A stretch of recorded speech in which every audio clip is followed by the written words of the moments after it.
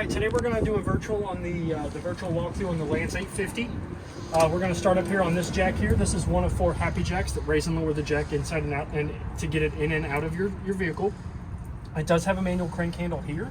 You're going to pop this off. There's a manual crank handle on the inside that fits into this. You spin it and it'll raise and lower the jacks independently. For whatever reason the motor doesn't want to work. And if you want to use the manual crank, you have to flip this. Yes, you have to push that lever down and that turns the motor off and it opens. It basically pulls the gears away from the teeth so that way the motor doesn't try to run it in and out. Beside that, we've got a battery terminal for positive and negative in case you do need to jump your trailer, well, your unit, in case you want to charge the battery. Underneath that, you've got an outside 110 outlet that is protected by the GFCI circuit. And below that, you do have a little door here that if we pull this open, it opens up into a extendable LP quick connect hose. If you have an outside grill or something you want to plug up, you'll pop the silicone out, you'll push back on this, expose those ball bearings, push the male end of your quick connect hose in, let that become flush again with the end of the hose, and then you'll turn this lever upward, which will lock this from coming unhooked and allow propane flow through the hose. When you're not using it, you do always want to make sure that you put the stopper back in. That keeps the mud daubers from going in there and building a nest, and they will. They love the smell of propane. They do that in the furnace vents. Speaking of furnace vents, we're going to move over here. This is your furnace vent, so you don't have to worry about mud daubers getting in there because the hot air only comes out here at the top and it kind of goes in at the bottom. You've got a black vent here that's going to go into the backside of your refrigerator, so if you do need to get into there to fix or repair it, or if we need to get in there to fix or repair it, you take these out here. This comes off and you can get into the back of your refrigerator that way.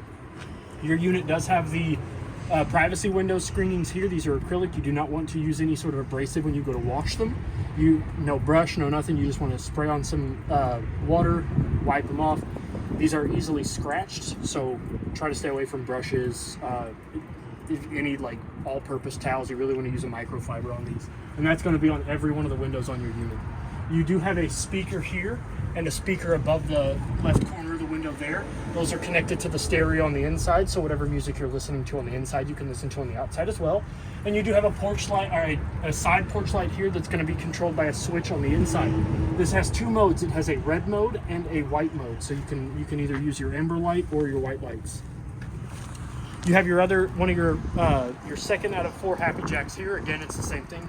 If you ever need to use it manually, flip this lever down, pop this cap off, and then there is a hole in there for the manual crank element that's on the inside of your unit. You'll be able to raise and lower this independently.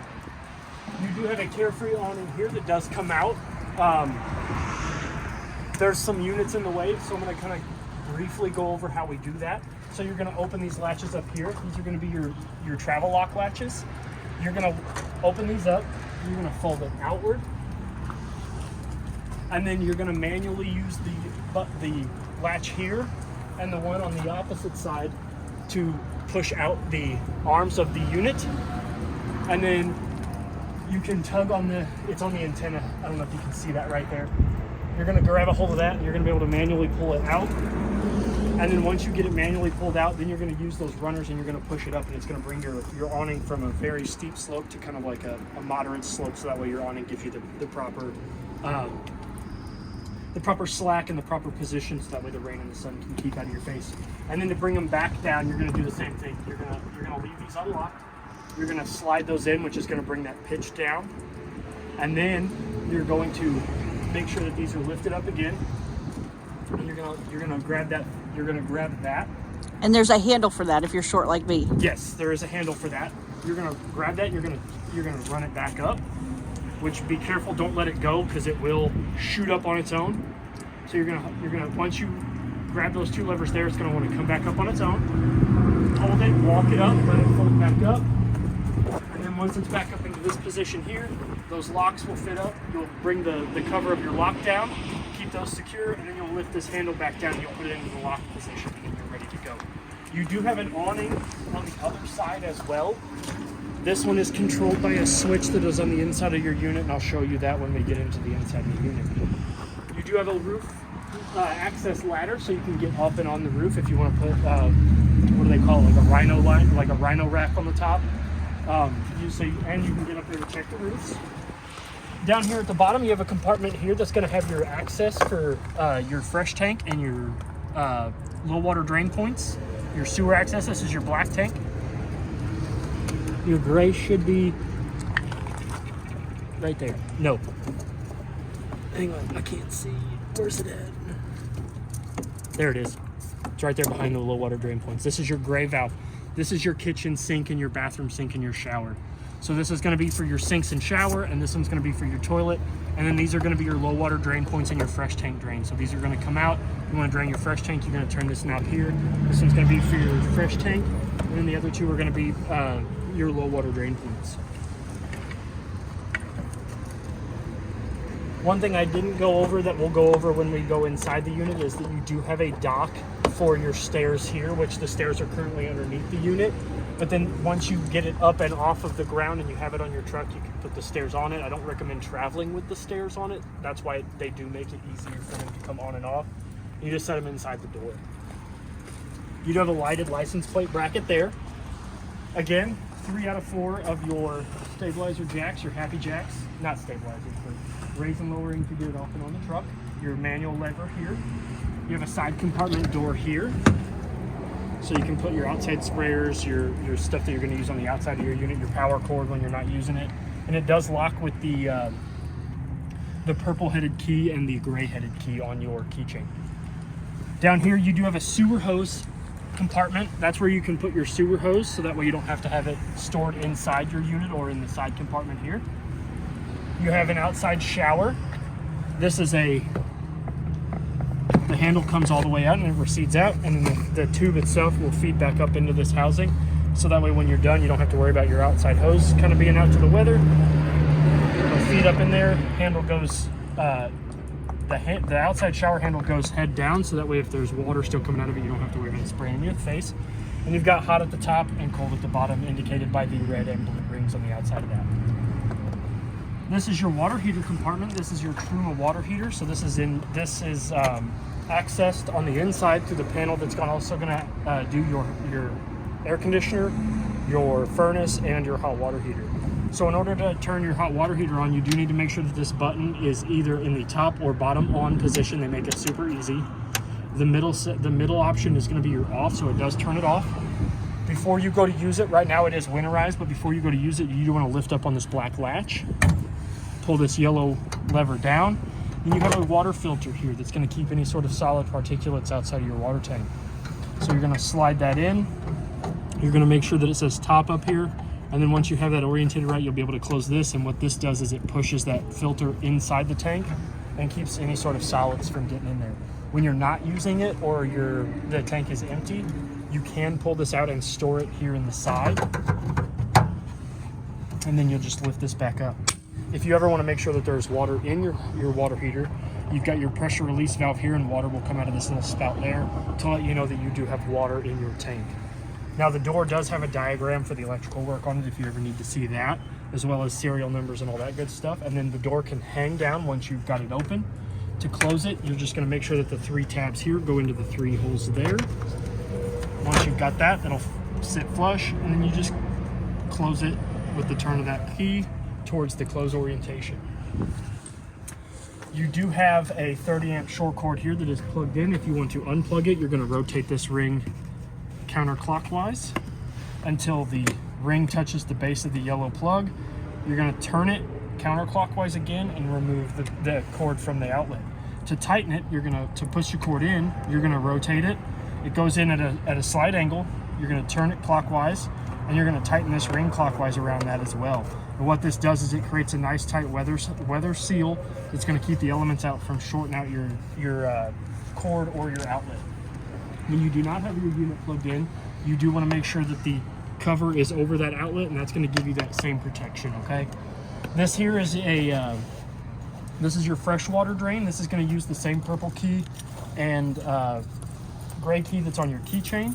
Mine's green, so don't pay no attention to that. But this is your freshwater drain. So you're going to open this up here, and that's where you're going to stick your hose and regulator to fill your fresh tank. So your fresh tank is stored. This is a basement model, so your tanks are actually underneath the floor of your unit. And what that does is when your furnace is on, it also kind of helps to your tanks from freezing too. You do have a bleeder valve or a breather valve there, so when you are filling, it's not going to burp back up and burp on you while you're filling. It's going to come, the air is going to come out of that line there. When you're done, you do want to make sure that that cap is back over that, okay? So we do like to use a regulator with those because anything over 45 to 50 PSI is going to run the risk of popping your connections on your lines. Let me get this locked back up for you. Behind this door here, this is going to be where your two 20-pound propane cylinders are at. They are fed into the unit with an even flow regulator. That black knob there is for your convenience. It's going to tell you which tank you're currently drawing from. And inside this little window here, it's going to go from red to green when it's getting enough propane. Okay? When one tank empties, you can flip that knob here, open the other tank, take the empty tank off, go get it filled or replaced, and then come back and put it on. And you can do the vice versa when the other one empties. To get them out, you are going to undo the valves from the regulator. Then you're going to take this lever here and you're going to flip it open. You're going to take that T-shaped bolt out of there, and then you can open up and you can get to your propane tanks. To put it back together, you're going to make them hug. You're going to stick that T-bolt in the hole, and you're going to tighten that. If you do want them a little tighter, you can rotate this little locking nut here, and that'll make that bolt just a little snugger against those, but you shouldn't have to. Those are pretty snug. The propane bottles have been filled other than what I've used to PDI the unit, which is just to run the furnace, run the hot water heater, and so forth and so on to make sure that they work. Now that we're done on the outside, before we go in, this is your fourth and final of your Happy Jacks. Again, lever to make sure that manually goes up and down if you ever need to use the crank handle, and then the hole for that crank handle is going to be underneath this cap right here. You do have another window here and another window there that do have those acrylic protectors over them. So again, you do not want to use a brush or anything abrasive to clean those.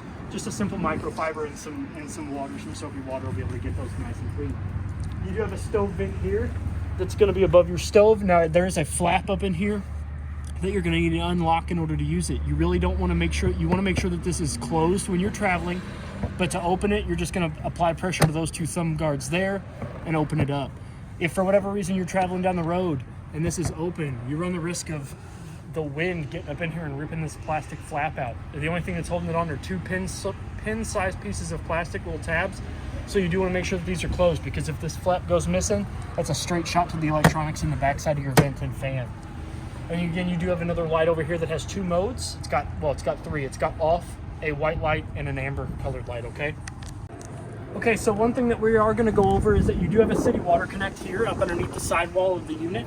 This is where you're going to hook that same hose and regulator up to that you filled your fresh tank with, and that's going to allow you to access fresh water from the source of your city water connect without having to use the water in your fresh tank or turning your water pump on. The next connection that we've got down here for water is going to be your black tank flush. So what this is you're going to hook that hose and regulator up to it, and you're going to be able to spin a little aerator. The water is going to pressurize, and it's going to spin a little aerator at the bottom of your black tank that's going to help clean out all the nasty gunk that's building up down there, okay?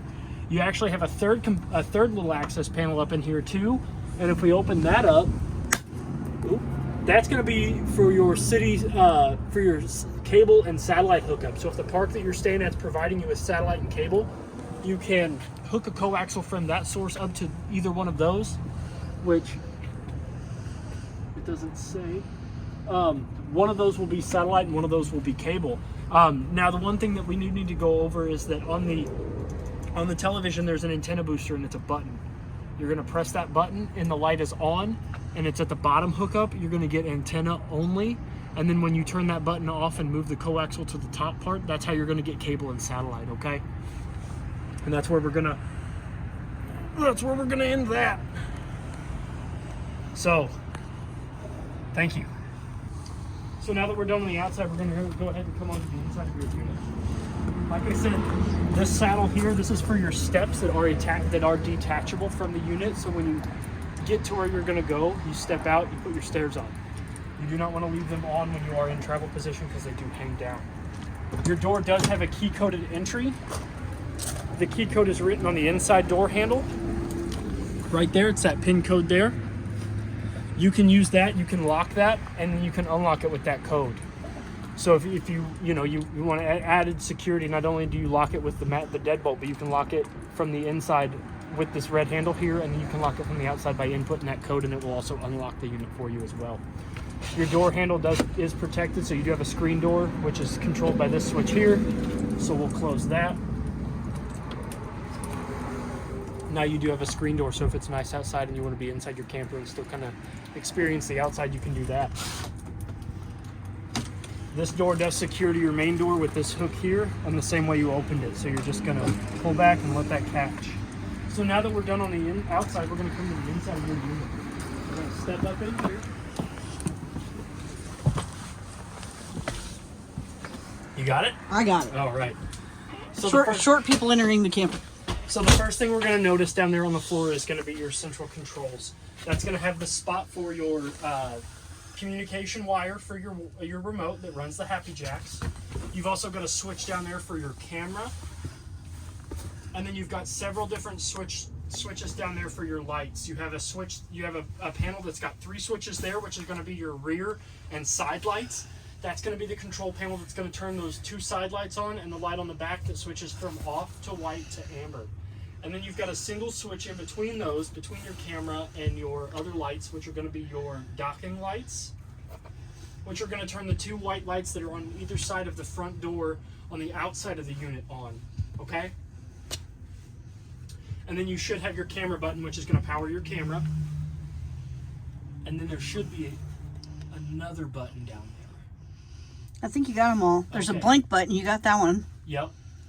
And That's then oh no, the blank button is your interior lights. If you see them just in the on position, so if you hit that, the lights above the kitchen dinette will turn off. So you have 2 lights here that are controlled by that button. Those are the only 2 that are controlled by that blank button. The other one here above my head is controlled with a manual switch, and the one above the bedroom in the up there in front of the skylight is also a turn button. And then that little phone jack cord, that is the communication wire that is going to power your remote if you don't want to use the wireless version of that. So this was those 2 lights. And then one thing about these lights, your docking lights, in the middle is off. Mm-hmm. So up is one color, down is a different color. If you want them off, you have to go to the middle. Yeah, they go, I think it's white and amber, just like the 2 side lights. Yep. And the rear light. The dinette here it seats 4. You can reverse the table, but there's a whole separate video on that we're going to attach to your virtual that's going to show you actually how this converts to a secondary sleeping unit. And then for a 3rd sleeping unit, if you want to, you do have this storage compartment up here that opens up. It's one large storage compartment. That's where we've got the stuff for your wireless camera, some foam seals, some little screens for some outside stuff, and then the loose cushion that you'll see in the attached video for the dinette. You'll pull back on these 2 D-rings here, one on this side and one on this side. This lays flat against those bump stops. And then you do have a piece of wood here that kind of lays over the top of the doors. And you can put a secondary sleeping pad up there. It's like a little twin bed. So you can get your little twin infant bed mattress. And you can put that in there, and then you'll be able to sleep a 3rd sleeping option, okay? Once we're done with that, I'm going to go ahead and pull this up. If I can get my nails underneath it. Oh, I can't get it. Oh, you know what? Here you go. Thank you. You're welcome. I was going to open the door. Pop it up to the bottom. And this just kind of rests in the storage. This is the manual, before I put this up, this is the manual crank handle I was telling you about. This one is the one that goes into the side of all of your Happy Jacks so you can raise and lower them independently. So that way you know where this is at. It's up here. That's for if your jacks ever get unhappy. Yes, they get sad jacks. So then, to secure your storage back up, you'll just push these rings back into the wall and fold them back down, okay? So you actually don't have any lights underneath here, so you don't have to worry about that, but your window here, this is your emergency fire escape window, or emergency window, not necessarily fire. To open it up, you're gonna undo those latches like that. There's 4 of them. There's 1 on each side, and then there's 2 down here at the bottom, and this window will push open. Just like that.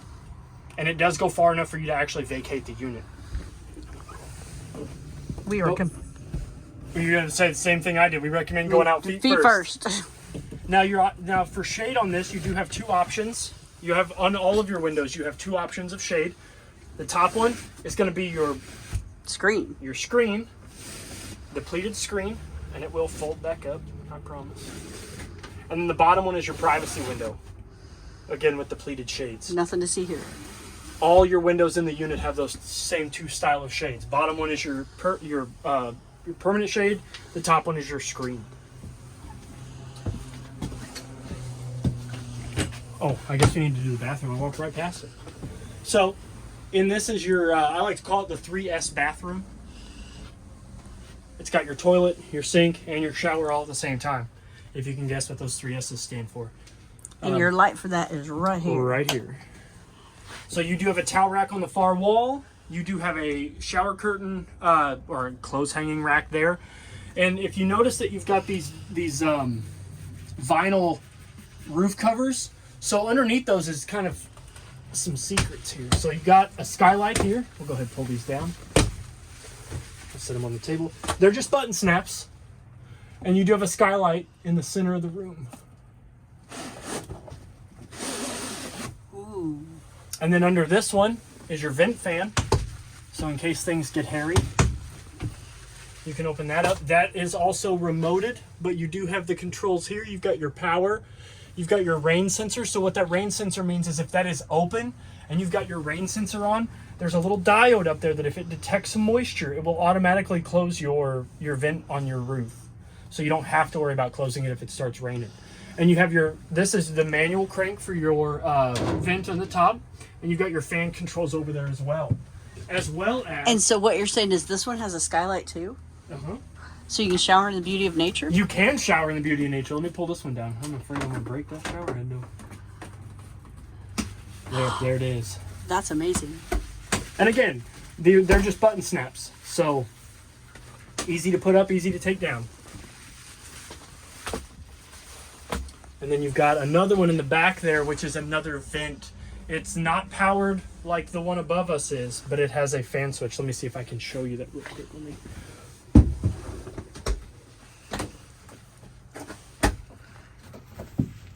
So, it's got a knob here that's going to open and close that vent manually. It's not electronic. And then there is a black switch here that will turn that fan on and off. Okay? And then you can put these back up if you want, or you can leave them down. It's just preference. They do help insulate though. So if you're going to run your furnace, they will keep the inside of your unit warm. Behind me in the bathroom, you do have a medicine cabinet behind that safety backed mirror, so you don't have to worry about it shattering.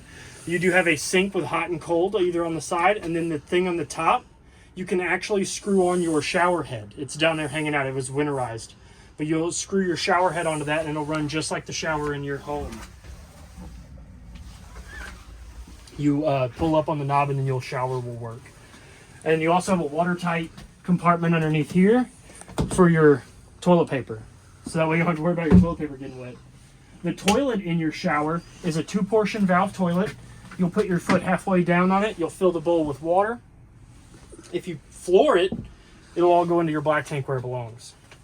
And then the drain in your shower is also a threaded drain plug. So you can screw that in and not have to worry about the water building up or draining as if you don't want it to. If you want to take like a little sitz bath. I want to take a tiny shower, a tiny bath. Your door has a travel lock on it that once it meets the latch, it will close. And in order to open it, you'll just push in that white button.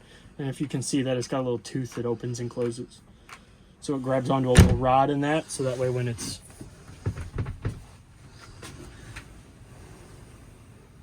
Now I recommend if you're in travel that you close that. When you're in travel position, you got this on the back of your truck and you're ready to go, that you do close this. Because if not, this banging around can do damage to the door, the wall, the track, the little cars that it runs on, and then the floor mount that keeps it straight. Go ahead and turn that bathroom light off. Behind the bathroom, you've got storage compartments there with another clothes hanger up at the top. A pull-out drawer here with a silverware organizer. And then below that is a fake drawer that opens up into the water lines. And that's your hot water heater right there. That's your Truma hot water heater, so you can get to the back of it.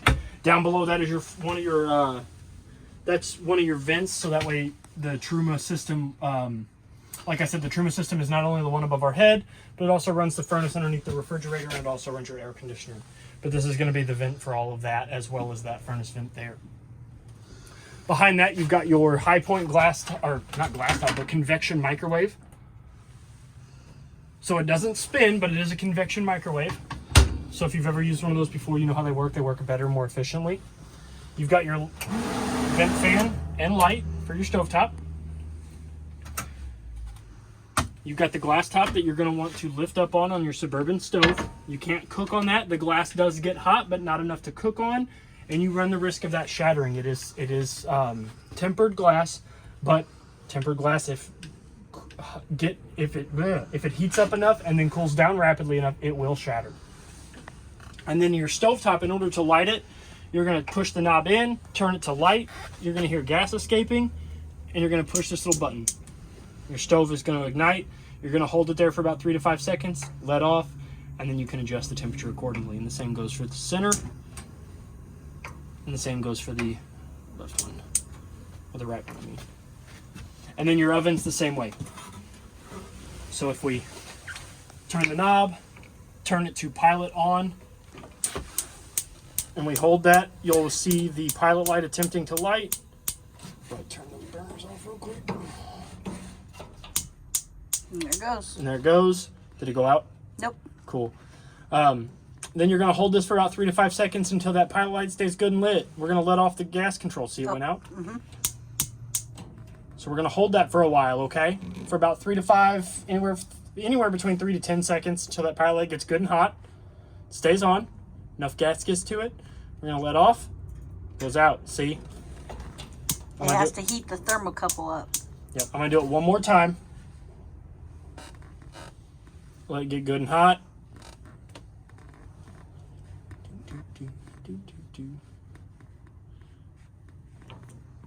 Okay.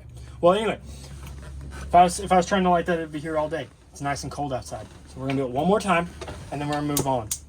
I don't want to bore you guys. So once you let that pilot light get good and hot and it stays on, right?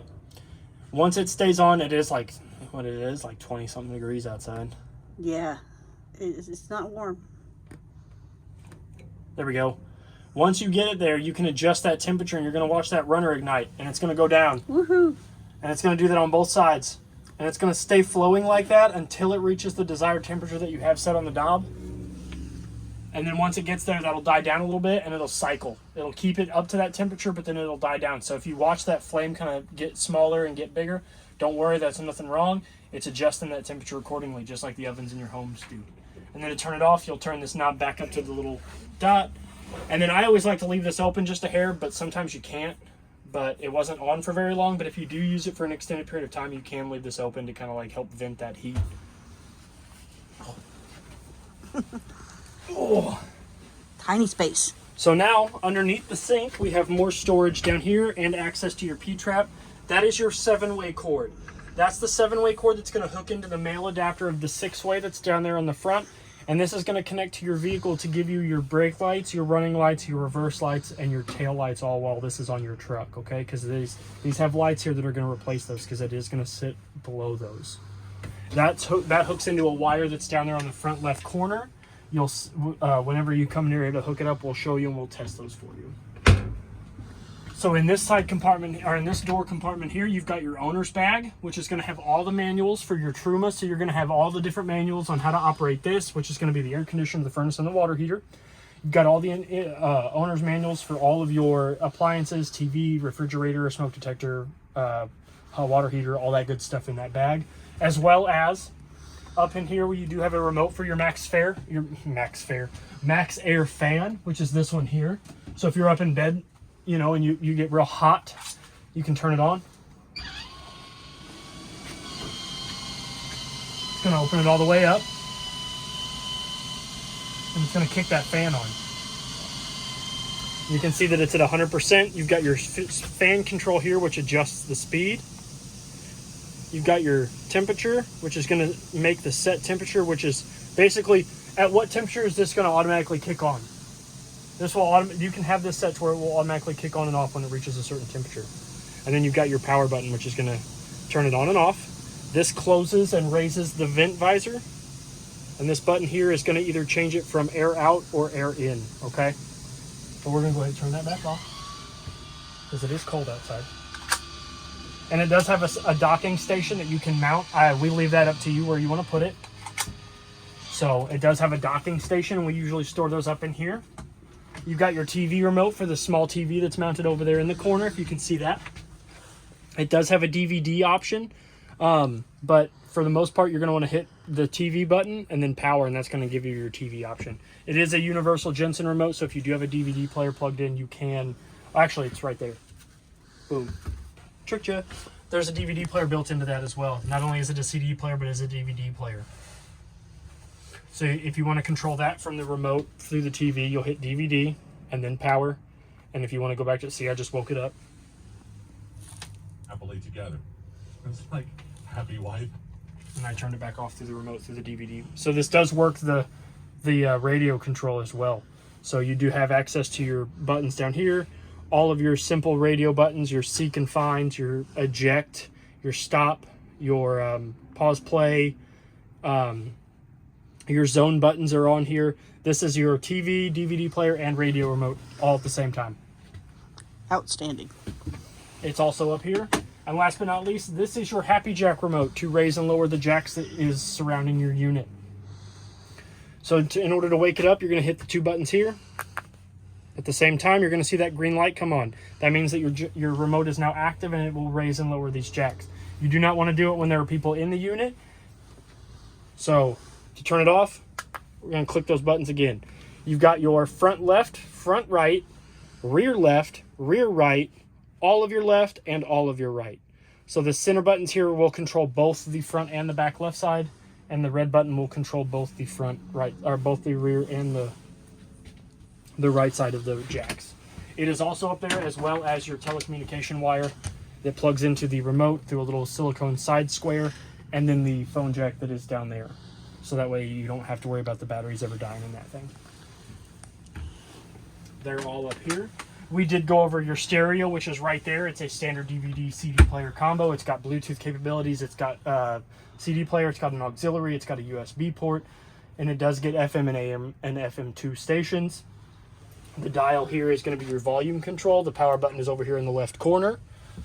It's got the time, as you can see that it says it's 4:46 a.m., which it isn't. Up above that, you've got your control panel here that's going to read you your battery level, which right now the unit is plugged in, so that's going to be full, but if you were to unplug it, it would give you an accurate reading of the battery level. You got your fresh tank right here, which is going to read the level of your fresh tank using the 1/3, 2/3 full. Black tank is going to be your toilet. It also reads off of the empty 1/3, 2/3 full, and the gray tank, which is your kitchen sink, your bathroom sink, and the shower drain. That's going to read off of that empty 1/3, 2/3 full as well. Now the red switch here off to the right, that is your water pump button. Once you turn that button on, that red light illuminates behind that switch. It pumps the water from your fresh tank through your water pump into the lines, and it pressurizes your unit using that. You do have your carefree awning button here, which is that awning on the side, which is what I told you about, remember? The awning on the side is controlled by this switch here. So you can turn the lights on with this button. There are lights on the inside of that when the arms come fully out, you'll be able to turn on and off with the switch. And this is how you retract and extend them out. This is your awning light that's going to be on the front here, on the front of this unit out here. So this is your... Oh, no, sorry. I'm wrong. Rewind. This controls the lights. This turns that awning off and on. Yes. Yes, my apologies. This turns the on. You turn this on to be able to retract and extend this out. It's a safety feature. Yes, so that way little hands don't get onto it. We'll go ahead and turn that. This controls the lights that are on that awning when you extend them out. Then up here is your Truma control panel. So this thing is where you're going to do to control your hot water heater, your air conditioner, and your furnace. So we're going to wake it up. That camper there, that is going to show you your climate control. So it's blinking, so that means it's currently active. I've got it set to 60 degrees in here. You can adjust it all the way down to 40, all the way up to 86 is the highest it'll go, and then off. And then to navigate through the settings, you're going to click the center button until you see the flashing camper, and you're going to cycle through your settings. You've got your fan control. You've got your timer. Ooh. And because we turned it off outside, there is an icon here that's going to show wavy lines on a thermometer. That's going to be your hot water heater. Once you have that on and there's water in your tank, you can access that and you can turn it from Eco Boost, which is going to use very minimal power, to full fledged, which is going to use the standard power that they draw from it to heat your water up, and you can cycle through the settings that way. But in order for you to show your hot water heater on the control panel, it does need to be on the outside. That switch that shows off and then power on and then power on needs to be on one of those power modes in order for you to pick it up on the Truma control panel. Then next to that, you've got storage drawers here with adjustable shelving. Next to that, you do have your television, which on the side of that wall there, it's got a 110 outlet, your 12-volt outlet for your TV plug. And then it's also got an HDMI port for the television, so that way it can use the DVD player attached. All three of those do have to be plugged in order for you to use the DVD player. You have to have your HDMI, the 12-volt, and the cord that is plugged into the coaxial for the antenna. There is an outlet underneath it that is 12-volt and USB as well, so you can charge an external device down there next.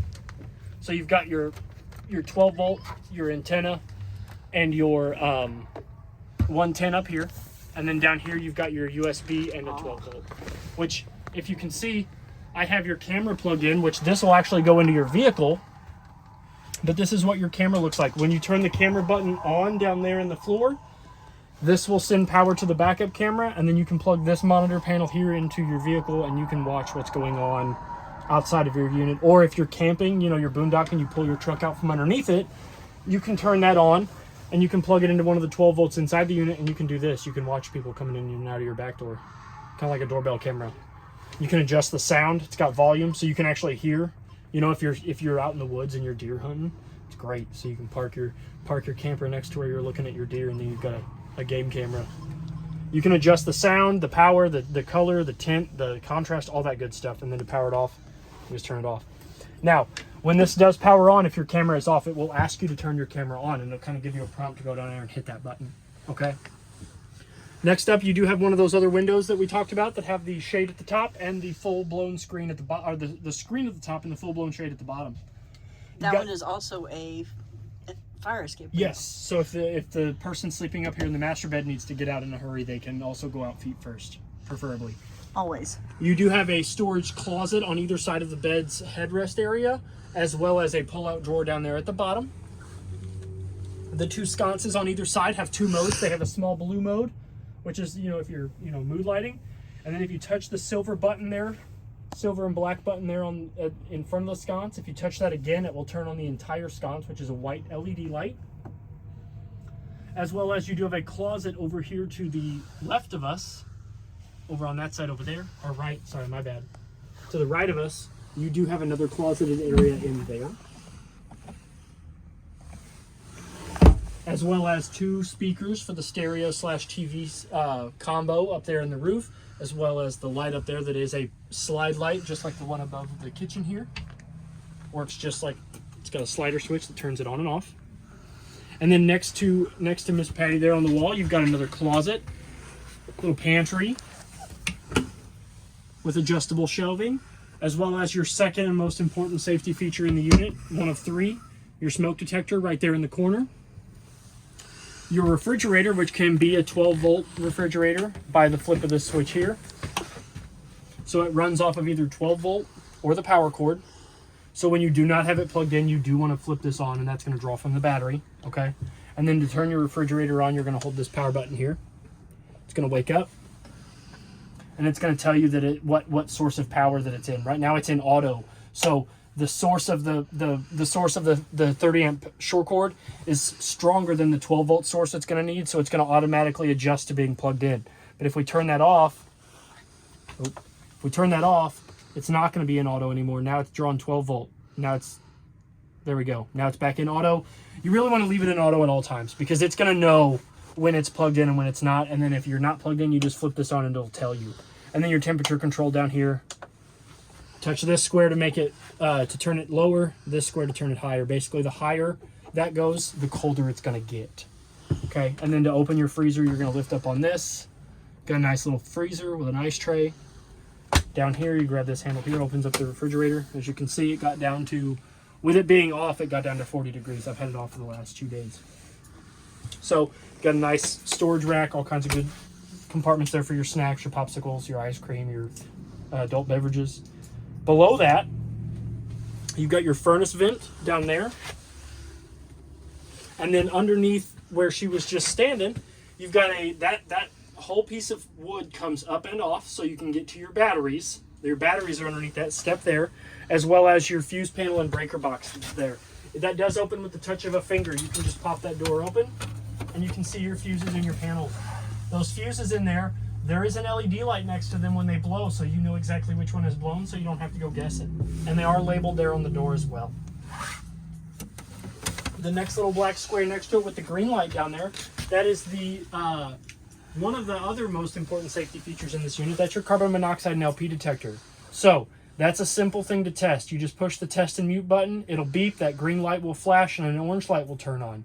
It's really recommended that you test the smoke detector, the LP detector, and your fire extinguisher every 90 days. I always like to recommend people test them anytime you're going to be using your unit, which if this is going to be on your truck all the time, just check them every couple days. Really don't want to hear anything happen to you, so just check them. It takes 10 seconds altogether to kind of hit that button, test that button, and come and look at your fire extinguisher, okay? So just do that often. Last but not least, there's a black square control panel right there underneath the sink on the wall. That is your 30 amp solar controller right there. That's going to tell you some very important information. That's going to tell you the voltage that your converter is putting out. That's going to tell you the voltage that the solar panel is putting back into your battery, and it's going to tell you the temperature of the solar panel on the roof. It's also going to give you an accurate reading of your battery. If there's a little diagram on there that's going to have a picture of a battery and it's empty and it's got black bars filling it up, that means that that's showing you how far the solar has charged that battery. So if you don't want to go off of the control monitor, you can go off that solar controller, and that will give you an accurate reading as well as to how far that battery is charged. Okay? I think that pretty much covers everything except for the kitchen sink. You've got hot on the left, cold on the right, and then to draw water from it, you're going to tilt up on it. That's how you draw water from that, okay? And it's got two plugs that just set in they do thread in, but they don't have a bolt. The thread is actually on the sink itself, and they thread into that as well. I think that covers everything. I think we've gone over everything. If you have any questions, my name is Trey here at Parkland RV. Thank you, happy camping, and good luck.